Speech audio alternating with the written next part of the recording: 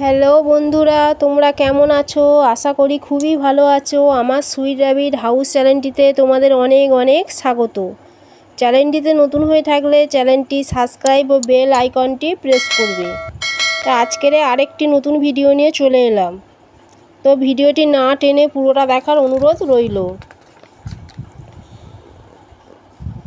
আজকের ভিডিওর বিষয় হলো খরগোশ বাচ্চা দেওয়ার আগে কিভাবে লোম ছেড়ে, সেটা আমি এই ভিডিওতে দেখাবো। প্রথমেই বলি বন্ধু, খরগোশ দুবার নেস্টিং করে থাকে। প্রথমে 1 থেকে 20 দিনের মধ্যে, যেটা আমি ভিডিওতে তোমাদের দেখিয়েছি। এবার দেখাবো দ্বিতীয় নেস্টিং, বাচ্চা হওয়ার ঠিক 1 ঘন্টা আগে। দেখুন বন্ধু, স্ক্রিনে আমার খরগোশটি কেমন করে গায়ের লোম ছিঁড়ছে। তো কিভাবে লোম ছিঁড়ছে সেটা দেখে নেওয়া যাক।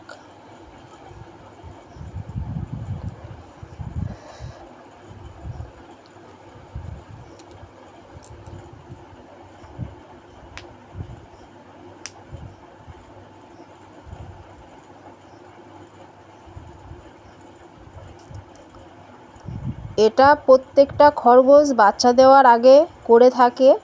এটা একটি স্বাভাবিক ব্যাপার।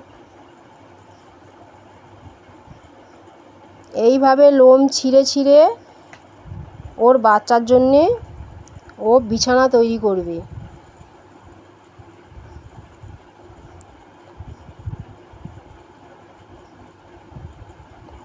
দেখুন বন্ধুরা, স্ক্রিনে কেমনভাবে লোম ছিঁড়ছে।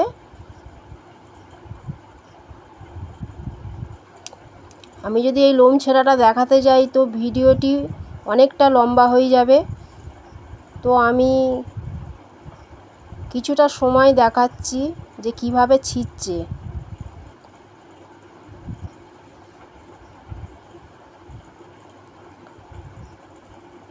তো এটা অতিরিক্ত হতে থাকলে কিভাবে লোম ছেঁড়াটা একটু কমবে সে বিষয়ে বলি। তো তোমরা ভয় পাবে না বন্ধু। যখন দেখবে এরকম গায়ের লোম ছিঁড়ছে, তখন তোমরা একটু খড়কুটো বা তুলো, কাপড়ের টুকরো দিয়ে দেবে। তো ওদের লোম ছেঁড়াটা কমবে। সাধারণত আমার খরগোশ দিনে বাচ্চা দিয়ে থাকে। তো আমি এতদিন ভিডিও করিনি বলে সে ভিডিও আমি দেখাইনি। তো আজকের ভাবলাম দেখাই। তা দেখো বন্ধু, ও এত পরিমাণে লোম ছিঁড়ছে যে এবারে আমি ওকে কিছু কাপড়ের টুকরো দিয়ে দেব।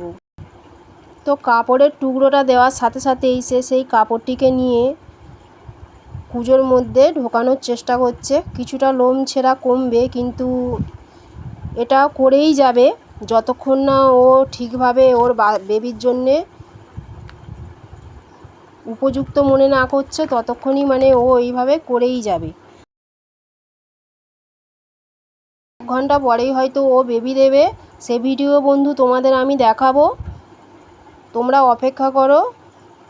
আমি আবার কিছু ঘন্টা বাদে নতুন করে আবার ভিডিও দেখাবো যে ও কটি বাচ্চা দিল।